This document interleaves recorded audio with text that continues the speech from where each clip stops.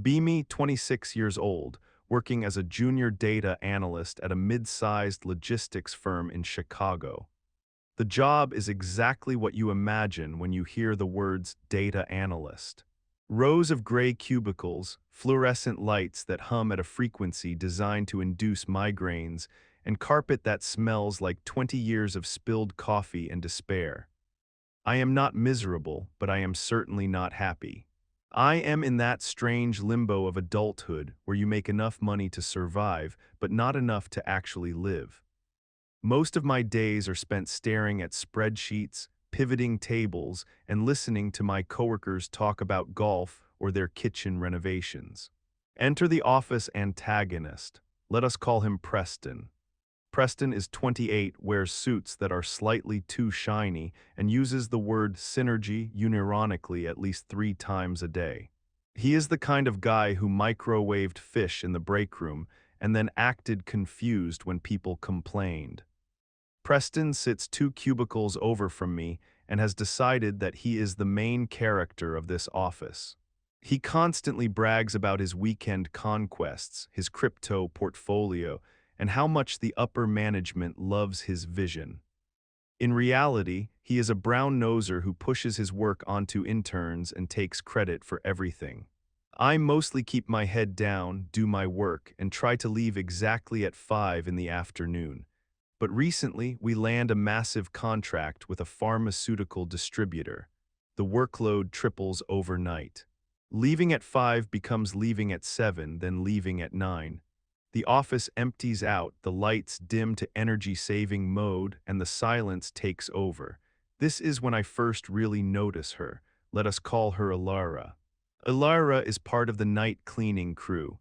I had seen her before in passing, a blur of blue uniform and a utility cart, but I never paid attention. When you work in a corporate office, the service staff often become invisible to you. It is a terrible habit, one that I was guilty of until this specific Tuesday night. It is nearly 9:30 at night. I am rubbing my temples, staring at a data set that refuses to reconcile. My eyes are burning and I am contemplating just sleeping under my desk. I hear the hum of a vacuum cleaner approaching. I sigh, annoyed at the distraction, and spin my chair around. Alara is there, vacuuming the aisle. She is small, maybe 5'4", with dark curly hair tied back in a messy bun. She is wearing oversized headphones, the big noise-canceling kind, and she is slightly bobbing her head to whatever she is listening to. She turns, sees me, and jumps a little. She immediately pulls the headphones down around her neck. She says, "Oh, I am so sorry. I thought everyone was gone. I will come back later." Her voice is soft, slightly raspy, like she has not spoken in hours. I look at the clock and realize how late it is. I say, "No, do not worry about it. You are doing your job. I am the one who shouldn't be here." She offers a polite, tired smile. I notice she has dark circles under her eyes, deep purple bruises of exhaustion that makeup cannot hide. She looks how I feel. She nods and starts to turn away. I do not know why, maybe just desperate for human connection that is not about logistics, but I speak up. I ask, "What are you listening to?" She freezes, looking surprised that the guy in the button-down shirt is talking to her. She touches the headphones. She says, "Oh, it is nothing cool, just a podcast." I ask, "True crime, comedy?" She hesitates, then says, "History of brutalist architecture." I blink. That is not what I expected. I ask, "Architecture, are you a student?" She shifts her weight, gripping the handle of the vacuum cleaner. She says, "Yeah, I am finishing my master's degree at the university downtown. This is just, pays the rent." I am genuinely impressed. I say, "That is a heavy workload, a master's and a night shift." She shrugs, a gesture that says, "What choice do I have?" She says, "Gotta do what you gotta do. I will let you get back to your numbers." She puts her headphones back on and continues vacuuming. I watch her for a moment. Suddenly, the spreadsheet does not seem as important. I finish my work in 20 minutes and leave. Over the next 2 weeks, the late nights continue, and so do the conversations. It starts with small things. I bring an extra coffee from the good machine down the street. I leave it on the edge of my desk when I hear the cart coming. She notices it the first night and gives me a questioning look. I say, decaf oat milk latte if you want it. She smiles, a real smile this time, one that reaches her eyes. She says, you are a lifesaver. The break room sludge tastes like battery acid. We start taking breaks together, 10 minutes here, 15 minutes there. I learn that Alara is 24. She is brilliant, sharp-witted, and incredibly cynical about the corporate world she cleans every night. She looks at the glass offices and calls them terrariums for egos. I laugh harder than I have in years. I learn she wants to design sustainable low-income housing. She shows me sketches on her phone. They are incredible. Complex, beautiful, functional. I feel a shift happening in my chest. It is not just attraction, though she is beautiful in a very understated, real way. It is respect. She is working harder than anyone in this building. She deals with trash, dirty toilets, and invisible status, all while designing buildings in her head. Meanwhile, Preston is complaining that the printer is too far from his desk. Speaking of Preston. The conflict begins on a Thursday afternoon. I am actually leaving on time for once, packing my bag. Preston is leaning against my cubicle wall, holding a protein shake. He says, hey man, you have been clocking a lot of overtime lately, trying to make us all look bad. I say, just trying to get the pharma contract done, Preston, you know how it is. He smirks. He says, right, the contract. I noticed you have been getting cozy with the help. My stomach drops. I ask, what are you talking about? He points a finger at me like a scolding parent. He says, the cleaning girl. I stayed late Tuesday to call my broker. Saw you two chatting in the break room. Looks unprofessional, buddy. I feel a flash of anger. I say, we were just talking. She is a student. She is cool. Preston laughs, a loud barking sound. He says, she is a janitor, Julian. Keep your standards up. You represent the department. He walks away, patting me on the shoulder hard enough to be annoying. I stand there, gripping the edge of my desk. I want to throw my stapler at his head, but I do not. I go home, but his words stick with me, not because I agree with them, but because I know how office politics work. People talk, and Preston is the loudest talker of them all. The next week, things escalate. I stay late again. Alara comes by my desk, looking exhausted. She has a textbook under her arm. She says, I have a midterm tomorrow. If I pass out in the hallway, please just drag me to the side so nobody trips. I chuckle. I say, take a break, sit down. She looks around nervously. She says, I cannot. The supervisor checks the cameras sometimes. If I am sitting in a cubicle, I get written up. This infuriates me. I stand up. I say, come with me. I lead her to the collaboration pod, a soundproof glass room with no cameras inside because it is meant for confidential meetings. I open the door. I say, sit here, study for 20 minutes. I will stand outside and keep watch. If anyone comes, I will knock on the glass. She looks at me, her eyes wide. She says, you could get in trouble. I shrug. I say, I am the lead analyst on the biggest project they have. They are not going to fire me for letting you sit down. She hesitates, then walks in. She mouths thank you through the glass. I stand outside, leaning against the wall, checking my emails on my phone. It feels like we are conspirators in a heist. It is thrilling. After 20 minutes she comes out. She looks refreshed, or at least less like she is about to collapse. She says, I owe you one. I say, let me take you to dinner. This weekend, real food, not vending machine crackers. She stops. She looks at me, searching for any sign that this is a joke or a game. She says, Julian, you know how this looks, right? You are corporate. I am the cleanup crew. I step closer to her. I say, I do not care. I like you. I like talking to you. You are more interesting than anyone else in this zip code. She bites her lip. She says, okay. But if we go somewhere expensive, I am paying for myself. I do not do charity dates. I smile. I say, deal. We go out that Saturday. We go to a dive bar with a great burger kitchen. She wears a vintage leather jacket and jeans. She looks incredible. We talk for 4 hours straight. About architecture, about my boring childhood in the suburbs, about her dreams, about the absurdities of life. I realize I am falling for her. Hard. Monday comes around. I walk into the office feeling good. I sit at my desk and log in. Preston rolls his chair over immediately. He has a malicious grin on his face. He says, "Morning, Romeo." I ignore him and open my email. He continues. He says, "So I saw something interesting on the security logs." I freeze. I turn to him slowly. I ask, "What are you doing looking at security logs, Preston? You are in sales." He leans back, hands behind his head. He says, "I am friends with the night security guard, Gary. We grab beer sometimes."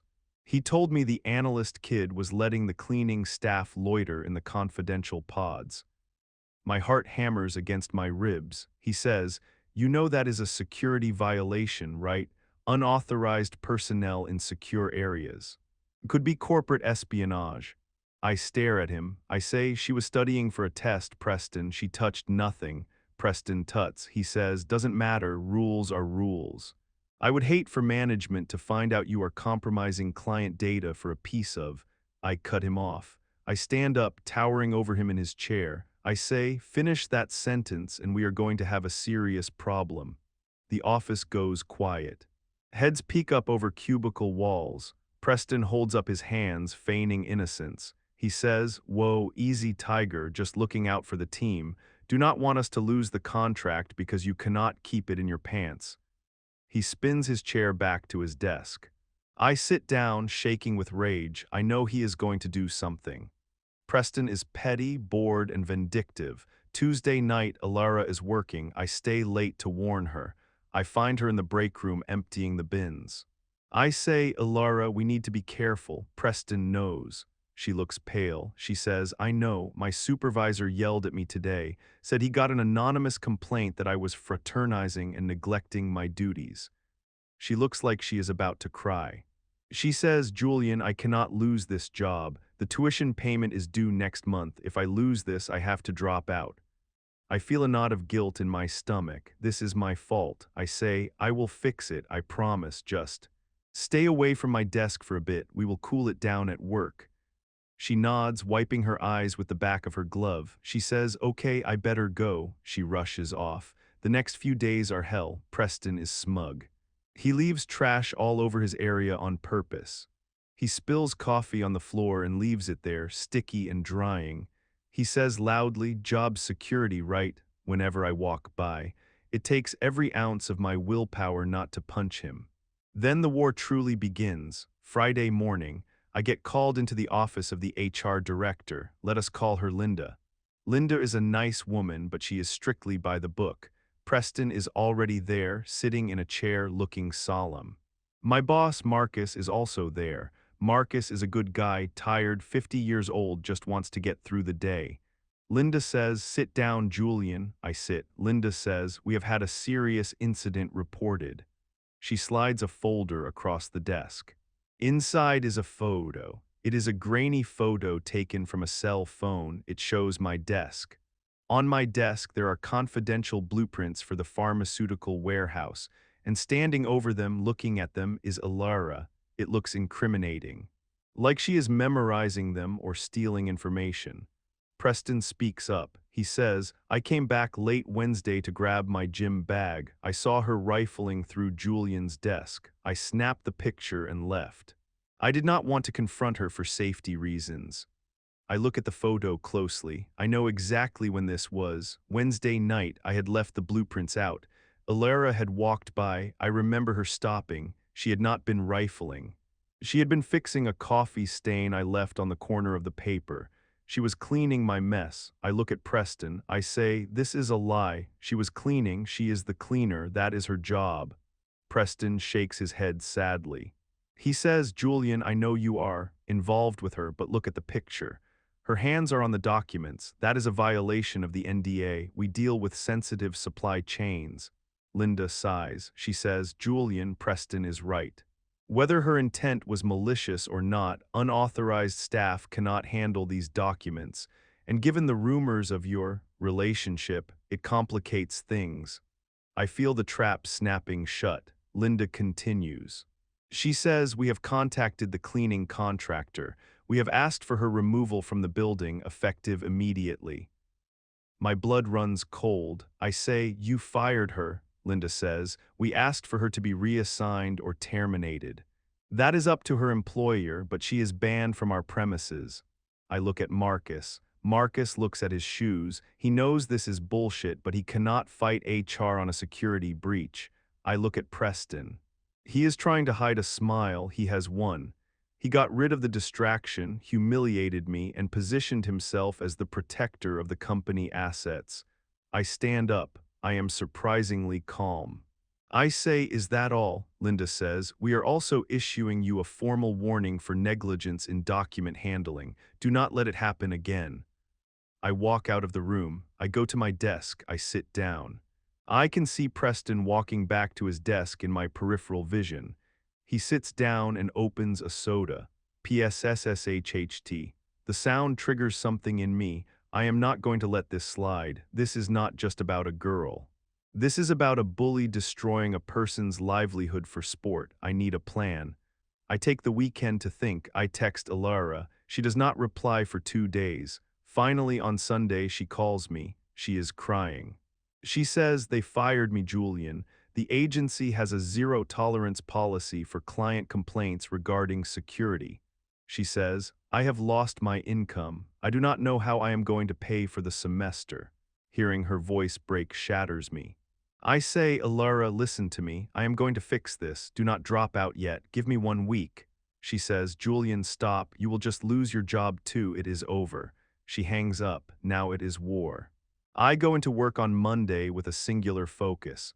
I need to destroy Preston, socially, professionally, and completely.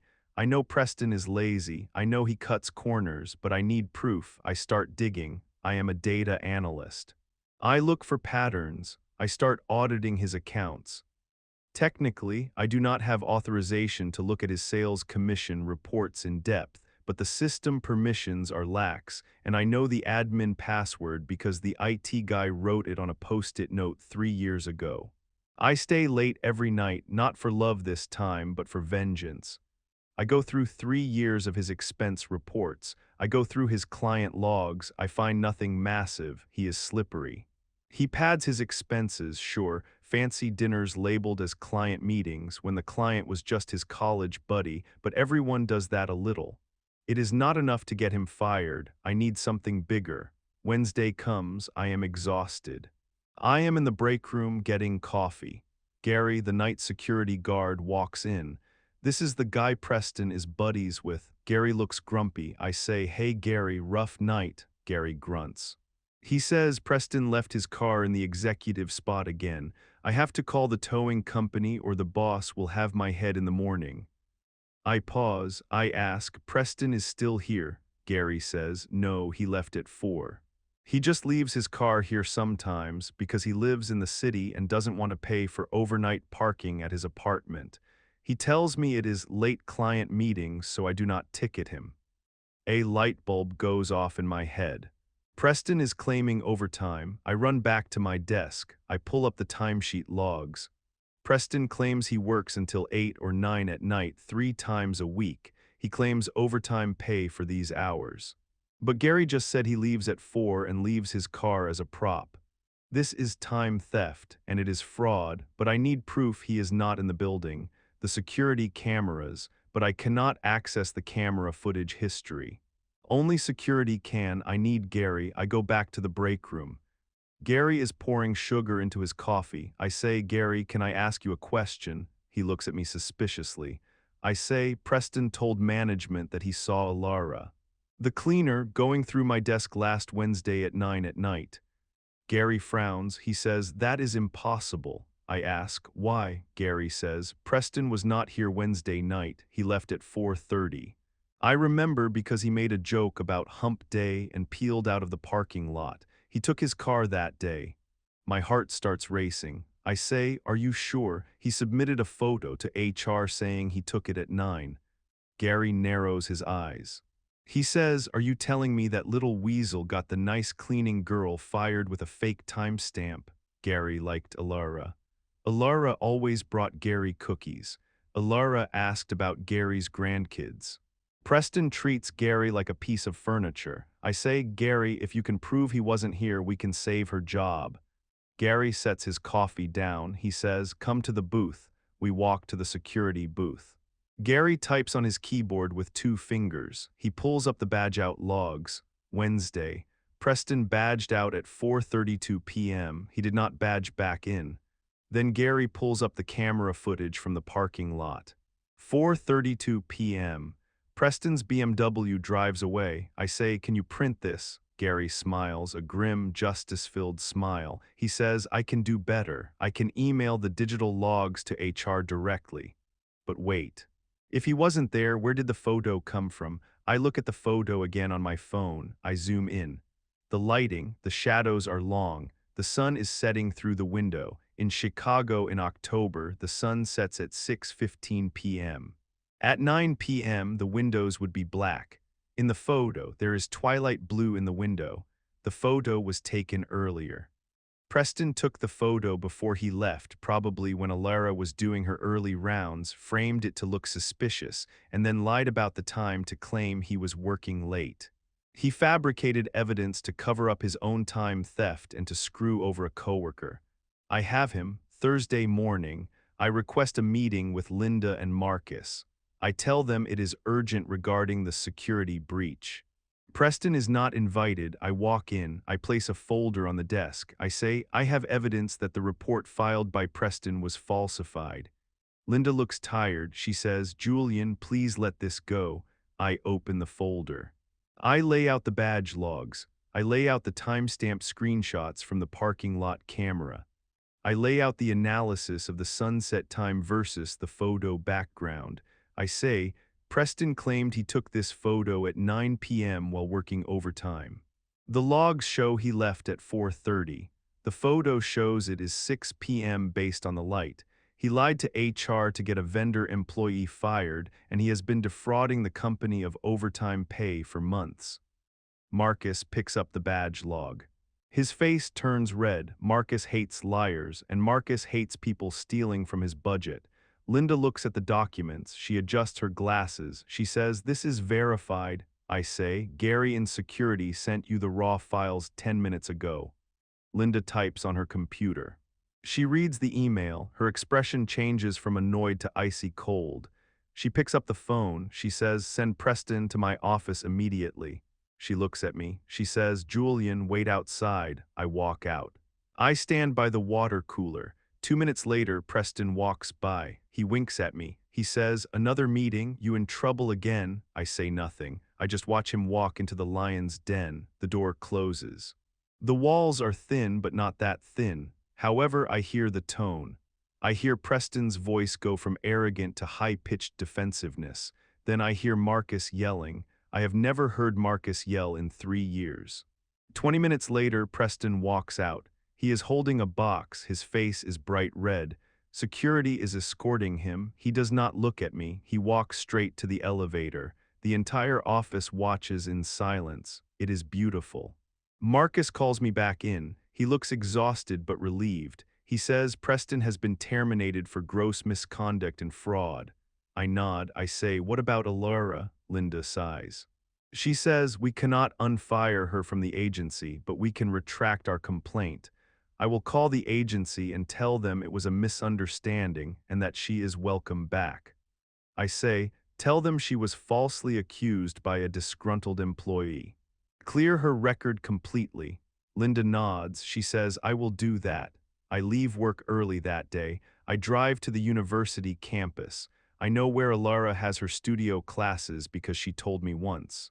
I wait outside the architecture building. It is raining slightly. She walks out at 5. She looks miserable. She sees me. She stops. She looks angry. She walks over and says, what are you doing here?